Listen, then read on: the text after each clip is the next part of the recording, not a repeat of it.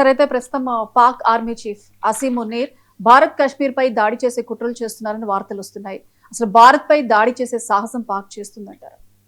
Yes అండి, ఇప్పుడు మనకి ఏంటంటే అతిపెద్ద వార్తలు కొన్ని బయటకు వస్తున్నాయి. ఎందుకంటే అసీం మునీర్, ఈ యొక్క ఫీల్డ్ మార్షల్ అసీం మునీర్ ఏంటంటే ఈ ఒక్క సంవత్సరం పూర్తయింది. ఆల్మోస్ట్ ఏంటంటే పహల్గాం దాడిగే ఆపరేషన్ సింధూర్ ఒక సంవత్సరం పూర్తి కావస్తుంది. ఇప్పుడు అసీం మునీర్ ఇంకొక అతిపెద్ద భారీ కుట్రను పన్నినట్టు తెలుస్తుంది. ఎందుకంటే ఆమె ఇప్పుడు పాకిస్తాన్లో ఎవరైనా ఆర్మీ చీఫ్ ఒక అంటే ఒక సైనిక తిరుగుబాటు చేసి అధికారంలోకి అధ్యక్షుడైన సందర్భాల్లో మనం చూసినట్టయితే ఎప్పుడూ ఇండియా మీద ఏదో ఒక కుట్ర పన్నే. ఆయూబ్ ఖాను, జియా ఉల్ హక్కు, ఈ ముషరాఫ్, వీళ్ళందరూ నియంతలు ఇప్పుడు వరకే 4వ నియంత అనమాట. ఎవరు? అసీం మునీర్ వరకే. ఈ 4 నియంతలు ఎవరు? ఆయూబ్ ఖాన్ నుంచి జియా ఉల్ హక్కు ఈయన వరకే. వీళ్ళు నలుగురు ఏంటంటే ఇండియా మీద ఏదో ఒకటి చేసి బయటకు వచ్చిన వాళ్ళు. చూడండి, ఆపరేషన్ సింధూర్ ముందు పహల్గామ్కి ముందు ఏప్రిల్ 22 దాడికి ముందు ఈయన ఇచ్చిన స్టేట్మెంటు ద్విజాతి సిద్ధాంతం జిన్నా అనుకుంటూ ఈయన మాట్లాడిన రెచ్చగొట్టే ధోరణితోనే లష్కర్ ఈ తోయిబా భారతదేశంలో దాడికి పాల్పడింది. ఈ ఆపరేషన్ సింధూర్ టైంలో కూడా ఈయన నియంతృత్వానికి అంతే లేదు. ఆపరేషన్ సింధూర్లో బంకర్లో దాకుండా మళ్ళీ బయటకు వచ్చాడు. కానీ ఆపరేషన్ సింధూర్ టైంలో ఆయన హీరోగా ప్రస్ఫుటం చేసుకుని పాకిస్తాన్ కాన్స్టిట్యూషన్ మార్చి ఈ యొక్క ప్రెసిడెంట్, ప్రైమ్ మినిస్టర్ పక్కన పెట్టి ఇప్పుడు లీడర్గా కొనసాగుతున్నాడు. దీన్ని పూర్తి స్థాయిలో నిజస్వరూపంలో పాకిస్తాన్ అధ్యక్షుడు అవ్వాలి అనే ఒక కోరిక అనమాట. ఇప్పుడు దానికి అనుకూలంగా ట్రంప్తో స్నేహం చేస్తున్నాడు, చైనాతో జీ జిన్పింగ్తో స్నేహం చేస్తున్నారు. మొన్న ఇరాన్ అమెరికా డిస్కషన్స్ ఇస్లామాబాద్లో జరిగినప్పుడు ప్రెసిడెంట్, ప్రైమ్ మినిస్టర్కి స్థానం లేదు. ఈయనే పాకిస్తాన్ యొక్క నిజమైన లీడరు, శక్తివంతం అనేది మనకి ప్రపంచానికి మనకి అందరికీ చూపించాడు అసీం మునీర్.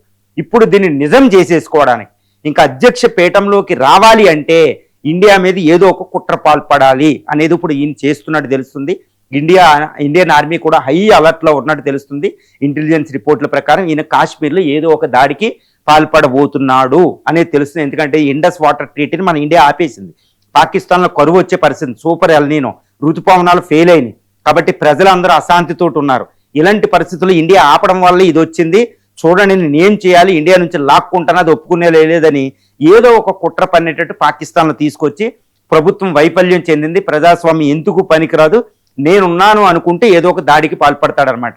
ఈ దాడికి పాల్పడడం వల్ల ఇప్పుడు పాకిస్తాన్లో ఉన్న ఆర్థిక సంక్షోభాన్ని డైవర్ట్ చేయొచ్చు.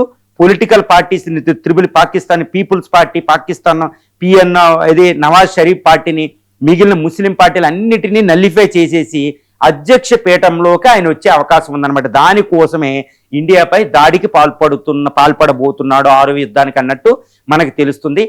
దీంతో ట్రంప్తో స్నేహం అనేది ఈయనకి అక్కడికి వచ్చే అవకాశం ఉంది. ఎందుకంటే డొనాల్డ్ ట్రంప్తో ప్రత్యక్ష సంబంధాలు ఉన్నాయి టెలిఫోనిక్ కన్వర్జేషన్తో. కాబట్టి డొనాల్డ్ ట్రంప్ కూడా నాకు I like this field marshal, I like very much అనుకుంటూ ఆయన మాట్లాడుతూ ఉంటాడు. కాబట్టి ఈ సంబంధాలతో ట్రంప్ని ఇన్ఫ్లుయెన్స్ చేసి తన పాకిస్తాన్ కొంచెం సపోర్ట్ తెచ్చుకునే అవకాశాలు ఉంది. చైనా కూడా ఇండియాకి వ్యతిరేకంగా ఎన్నో ఆయుధాలు ఇస్తుంది. చైనా ఇప్పటికే 4 జలంతర్గాముల్ని పాకిస్తాన్కి ఇచ్చింది. ఇప్పుడు వాటిని హ్యాంగ్ ఓవర్, గాజీ లాంటివి ఇప్పుడు అవి ఓపెన్ చేశారు. తర్వాత యాంటీ షిప్ మిసైల్ రీసెంట్గా ప్రయోగించడం జరిగింది. JF-10, JF-17 లాంటి ఫైటర్స్ని ఇంకా అత్యాధునికం చేస్తుంది పాకిస్తాన్. తర్వాత S-400, భారత S-400 తిరుగులేని అస్త్రం, భారత S-400ని ఢీకొనడానికి ఒక మిసైల్ని రీసెంట్గా అది ప్రయోగించి సక్సెస్ పొందింది. కాబట్టి ఇండియాని ఎదుర్కోవడానికి, ఆపరేషన్ సింధూర్లో ఓడిపోవడానికి కారణమైన అన్ని యొక్క గ్యాప్లను అది ఫిల్ చేసుకుంటుంది. కాబట్టి పాకిస్తాన్ ఇప్పుడు ఇండియాపై అటాక్ చేయడానికి సర్వసన్నద్ధంగా ఉంది. అమెరికా ట్రంప్ సపోర్ట్ చేయొచ్చు, ఇటు చైనా అయితే గ్యారంటీ దానికి సపోర్ట్ ఉంటుంది. కాబట్టి పాకిస్తాన్లో పరిస్థితిని తనకు అనుకూలంగా మార్చుకుని పొలిటికల్ డైవర్ట్ చేసి ఇండియా ఇండస్ వాటర్ ట్రీటీ ఆపేసింది అనుకుంటూ ఇప్పుడు భారత్ మీద అటాక్ చేయొచ్చు అనేది మనకి ఇంటెలిజెన్స్ రిపోర్టు. అటు తాలిబాన్ యుద్ధాన్ని డైవర్ట్ చేయాలన్నా కూడా ఇది చాలా ఇంపార్టెంట్. కాబట్టి అసీం మునీర్కి అన్ని పరిస్థితులు అనుకూలంగా ఉన్నాయి. తాను అధ్యక్షుడు అవ్వాలి. ఇది అంతా ఇప్పుడు ఒకప్పుడు ముషరాఫ్ కార్గిల్ చేయడం వల్లే ఆయన సైన్య అధ్యక్షుడు అయ్యి పాకిస్తాన్కి అధ్యక్షుడయ్యి సుమారు 11-12 సంవత్సరాలు. జియా ఉల్ హక్ కూడా అంతే, 1971 యుద్ధం, 1965లో ఆయూబ్ ఖాన్ కూడా ఇలాగే చేశాడు. ఇప్పుడు ఇది 4వ తరం నాయకుడు. కాబట్టి 100% ఈ అసీం మునీర్ నుంచి భారత్కి థ్రెట్ ఉంది. ఒకప్పుడు జియా ఉల్ హక్, ఆయూబ్ ఖాన్, ముషరాఫ్ కంటే పరమ డేంజర్ ఇప్పుడు ఈయన. ఎందుకంటే జిన్నా వారసుడిగా ద్విజాతి సిద్ధాంతం తీసుకురావడం, తర్వాత అమెరికాతో పూర్తి సత్సంబంధాలు పెట్టేసుకోవడం, చాలా అద్భుతమైన డిప్లొమసీ చేస్తున్న ఎవరు? అసీం మునీర్. కాబట్టి ఎట్టి పరిస్థితుల్లో ఈయన ఉపేక్షించకూడదన్నట్టు భారత్ ఉంది. Bharat full high alert. Indian రక్షణ శాఖ మంత్రి ఇదే ప్రకటించడం జరిగింది. రక్షణ శాఖ మంత్రి స్థాయిలో సిడిఎస్ అనిల్ చౌహాన్ ఈ విషయం మీద డైరెక్ట్ వార్నింగ్ ఇవ్వడం జరిగింది. ఆర్మీ జనరల్ ద్వివేది వార్నింగ్ ఇవ్వడం జరిగింది. ఎయిర్ షిప్ మార్షల్, నేవీ అందరూ, అడ్మిరల్ అందరూ కూడా వార్నింగ్ ఇవ్వడం జరిగింది. అంటే ఏంటి, ఇండియా రీసెంట్గా అక్కడ ఈ గల్ఫ్ ఆఫ్ కచ్లో, తర్వాత రాజస్థాన్ డెజర్ట్లో ఈ ట్రై సర్వీసు అతిపెద్ద ఆపరేషన్, మిలిటరీ ఆపరేషన్స్, ఈ సైనిక శిక్షణ కార్యక్రమం నిర్వహించింది జమ్మూ అండ్ కాశ్మీర్లో. ఈ విధంగా ఇండియా ఎంతంటే హై అలర్ట్లో ఉంది. అరేబియన్ సీలో కూడా ధ్రువ్ ఎయిర్ క్రాఫ్ట్ క్యారియర్ లాంటివి కొన్నాటిని మోహరించి రెడీగా ఉంది. తర్వాత S-400 ఇంకొక ఎయిర్ డిఫెన్స్ సిస్టమ్ ఇంకోటి తెచ్చి కూడా రాజస్థాన్ దగ్గర మోహరిస్తున్నాం, అదొకటి. తర్వాత ఇంకా ఎక్కువ బ్రహ్మోసులు మోహరించాం. తర్వాత ఆకాష్, ఇంకా అంతకంటే ఎక్కువగా ఇప్పుడు డ్రోన్ ఫోర్సెస్తో ఎయిర్ డిఫెన్స్ సిస్టమ్ను పటిష్టం చేసుకున్నాం. ఇప్పుడు పాకిస్తాన్ ఒకవేళ ముందుకు దాడికి దిగితే ఎన్నో గ్యాప్లు ఫిల్ చేసుకుని ఇండియా దానికి మళ్ళీ సమాధానం చెప్పే స్థితిలో ఉంది. కానీ ఈసారి యుద్ధం జరిగితే కొంచెం డిస్ట్రక్టివ్ యుద్ధం జరగవచ్చు. పాకిస్తాన్ 100% ఓడిపోద్ది. అమెరికా సపోర్ట్ చేసే అవకాశం లేదు, ట్రంప్ ఎంత సపోర్ట్ చేసినా. చైనాకి లిమిటేషన్స్ ఉన్నాయి, కానీ చైనా విపరీతమైన ఆయుధాలు ఇస్తుంది. ఇరాన్ యుద్ధంలో అమెరికాకి వ్యతిరేకంగా వాడిన ఆయుధాలన్నిటినీ చైనా పాకిస్తాన్కి ఇచ్చే అవకాశాలు ఉన్నాయి. కాబట్టి మనం చాలా కేర్ఫుల్గా ఉండాలి. ఇప్పటికే పాకిస్తాన్ యాంటీ షిప్ మిసైల్ ప్రయోగించి సక్సెస్ అయింది. కాబట్టి మన air craft carrier INS Vikrant, INS విక్రమాదిత్యాలు, ఇంకా కొన్నాటికి మనకి ప్రమాదం ఉంది. ఇప్పుడు 4 సబ్మెరైన్స్ వచ్చి రీసెంట్గా పాకిస్తాన్ నేవీలో చేరినాయి. కాబట్టి చాలా జాగ్రత్తగా ఉండాలి, ఎందుకంటే అంత ఈజీ కాదు. S-400 ఎయిర్ డిఫెన్స్ సిస్టమ్లని కొట్టేసి వాటిని నాశనం చేసే విధంగా ఒక మిసైల్ రీసెంట్గా పాకిస్తాన్ ప్రయోగించింది. అది హైపర్సోనిక్ మిసైల్. అది ప్రయోగిస్తే మన S-400 మిసైల్ సిస్టమ్ డేంజర్. కాబట్టి దాని రక్షణకు అన్ని చర్యలు తీసుకుని చాలా జాగ్రత్త పెట్టాలి. ఎందుకంటే S-400 అనేది ఒక అద్భుతమైన డిఫెన్సివ్ ఆయుధం. కాబట్టి ఈ విషయంలో ఉండాలి. కాబట్టి ఇండియన్ ఆర్మీ హై అలర్ట్లో ఉంది. కానీ పాకిస్తాన్ ఇప్పుడు ఆపరేషన్ సింధూర్ తర్వాత ఆపరేషన్ సింధూర్లో ఓటమికి ఎందుకు కారణమైన ఆయుధాలన్నిటినీ రెడీ చేసుకుని సిద్ధంగా ఉంది. అంత తక్కువ అంచనా వేయకూడదు. కాబట్టి అసీం మున్నీర్ ఎంతకైనా తెగించే అవకాశం ఉంది. కాబట్టి ఇండియన్ ఆర్మీ కూడా అదే విధంగా అలర్ట్ అయింది. కానీ పాకిస్తాన్తో యుద్ధం ఇప్పుడు భారతదేశానికి అవసరమా? ఎవరికి ఎక్కువ నష్టం అంటే ఒకటి గుర్తుపెట్టుకోవాలి, మనం చైనాతో పోరాడుతున్నాం, చైనాతో పోటీ పడుతున్నాం. ఎకానమీ 7%కి దిగిపోయింది. ఆర్థికంగా ఇప్పుడు ఆయిల్ ప్రాబ్లం ఉంది. ఇలాంటి స్థితిలో పాకిస్తాన్కి ఎందుకు పనికిరాని ఒక ఫెయిల్డ్ స్టేట్ని యుద్ధానికి కూడా రాకుండా ఓడించగలిగితేనే మోడీకి విజయం. పాకిస్తాన్ తెగించిన తర్వాత దాంతో యుద్ధానికి వెళ్ళి 3 రోజులు 4 రోజులు యుద్ధం చేసి పాకిస్తాన్ ఓడించడం గొప్ప కాదండి. ఇప్పుడు యుఎస్, ఇప్పుడు చైనీస్ డిఫెన్స్ ఎక్స్పర్ట్ చెప్తూ ఉంటారనమాట. చైనీస్ ఆర్ట్ ఆఫ్ వార్ ప్రకారం, వీటి ప్రకారం, చాణుక్యుడి ప్రకారం ఏంటంటే యుద్ధానికి వెళ్లకుండానే శత్రువును ఓడించగలగాలి.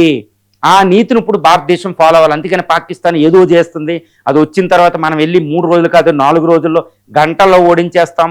ఇది యుద్ధ నీతి కాదండి, ప్రస్తుతం వారిఫేర్ కాదు. ఎందుకంటే India is focusing on it's economy. India is focusing on to become the Viksit Bharat.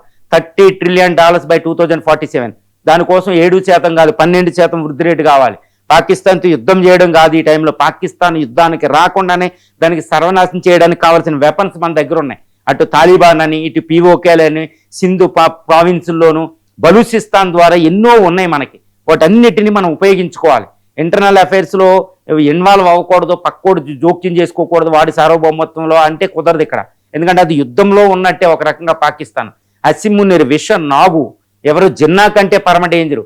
కాబట్టి ఆయన అంతం చేయడానికి, పాకిస్తాన్ సర్వనాశనం చేయడానికి యుద్ధం లేకుండా చేయగలిగితేనే మోడీకి విజయం ఇక్కడ. మరి అజిత్ దోవల్ గారు ఏం చేస్తారు యుద్ధానికి రాకుండా? అసీం మున్నీర్ని ఎలా ఆపుతారు? అసలు యుద్ధం చేయకుండానే, మన ఎకానమీ దెబ్బ తినకుండానే యుద్ధాన్ని ఆపడం ఎంత ఇంపార్టెంట్. ఎందుకంటే ఇప్పుడు అమెరికా చైనా కోల్డ్ వార్ ఎక్కడికో వెళ్ళిపోయింది. ఇప్పుడు అమెరికా చైనాలకి మధ్య ఎంత కోల్డ్ వార్ ఉన్నా అమెరికా ఇండియాని శత్రువుగా భావిస్తే చైనా ఇంకా ఎక్కువగా శత్రువుగా భావిస్తాయి. అది కూడా ట్రంప్ ఉన్న టైంలో మనం పాకిస్తాన్తో యుద్ధానికి వెళ్ళడం మంచిది కాదు, చాలా డేంజరస్. కాబట్టి పాకిస్తాన్ యుద్ధానికి రాకుండా అరికట్టే విధంగా మనం ఏం చేయాలి అంటే కొన్నేనండి. బలూచిస్తాన్లో అక్కడ స్వతంత్రోద్యమానికి మేము పూర్తి సపోర్ట్ ఇవ్వాలా, అవసరమైతే పరోక్షంగా ప్రత్యక్షంగా ఇవ్వకూడదు. సపోర్ట్ చేసి పాకిస్తాన్ అక్కడ విలవిలలాడేటట్టు చేయాలి. తర్వాత అటు TPP ద్వారా, ఇది తెహ్రీక్ తాలిబాన్ పాకిస్తాన్ ద్వారా, అటు తాలిబాన్ ద్వారా అక్కడ ఎప్పుడు నిర్విఘ్నంగా యుద్ధం జరిగేటట్టు చేయాలి. కాబట్టి పాకిస్తాన్ అటువైపు సైన్యాన్ని మోహరించి ఇటువైపుకు రాదు. ఈ విధంగా అక్కడ ఇరికించగలిగితే పాకిస్తాన్ ఇటు రాదు. తర్వాత పాకిస్తానీ ప్రజలతో మనం డైరెక్ట్గా అడ్రస్ చేయగలిగే స్థితిలో ఉండాలి. అంత ఈజీ కాదు. ఇరానియన్ ప్రజలను డైరెక్ట్గా ట్రంప్ సంబోధించాడు, అమెరికా ప్రజలను డైరెక్ట్గా ఇరానియన్ ప్రెసిడెంట్ లెటర్ రాశాడు. అలాగే పాకిస్తానీ పీపుల్కి డైరెక్ట్గా మోడీ లెటర్ రాయాలి. మీ వాళ్ళు టెర్రరిజాన్ని తరిమేస్తే మేము సింధు జలాలు ఇస్తాం, మేము పాకిస్తానీ ప్రజల్ని మేము శత్రువులుగా చూడం, పాకిస్తానీ ఎస్టాబ్లిష్మెంట్నే అనుకుంటూ టెర్రరిజాన్ని ప్రమోట్ చేసే వాళ్ళని మనం పాకిస్తానీ ప్రజలను ఉద్దేశించి మాట్లాడాలి. ఒకటే భాష, చాలా ఈజీ అండి మాట్లాడటం, మన సినిమాలే మాట్లాడితే వాళ్ళతో. ఈ విధంగా అజిత్ దోవల్ మిషన్తో వెళ్ళి ఇటు పాకిస్తాన్ యుద్ధానికి రాకుండానే దాన్ని ఇరికించగలిగితేనే భారత్ విజయం. అంతేగాని అది యుద్ధానికి వచ్చిన తర్వాత మనం అదంతా పాత ట్రెడిషన్. 1947 నుంచి 1965, 1971 యుద్ధం, కార్గిల్ యుద్ధం, రీసెంట్ ఆపరేషన్ సింధూరు, ఈ 5 యుద్ధాలు ఏంటి? అది వచ్చి అటాక్ చేసిన తర్వాత చేసిన యుద్ధాలు. ఇప్పటికీ ఎప్పుడు అది ఉన్నదే నిర్వంతరంగా నిర్విఘ్నంగా మన మీద అటాక్ చేస్తూనే ఉంటుంది అది. కాబట్టి దాన్ని ఎప్పుడూ శత్రువుగా పరిగణించాలి. ఆడు వచ్చి అటాక్ చేసేదాకా మనం అటాక్ చేయం, ఇలాంటివి పెట్టుకోకండి. డైరెక్ట్గా ఇంకా పాకిస్తాన్ సర్వనాశం చేసేది, యుద్ధానికి వెళ్లకుండా పాకిస్తాన్ మనం ఓడించగలిగితేనే యుద్ధానికి అది యుద్ధ తంత్రం, యుద్ధ నీతి. ఇప్పుడు ప్రస్తుతం ఉన్న geo political very volatile situation, అది కూడా చైనా కుతంత్రాలు, communist China dangerous, very dangerous అనమాట.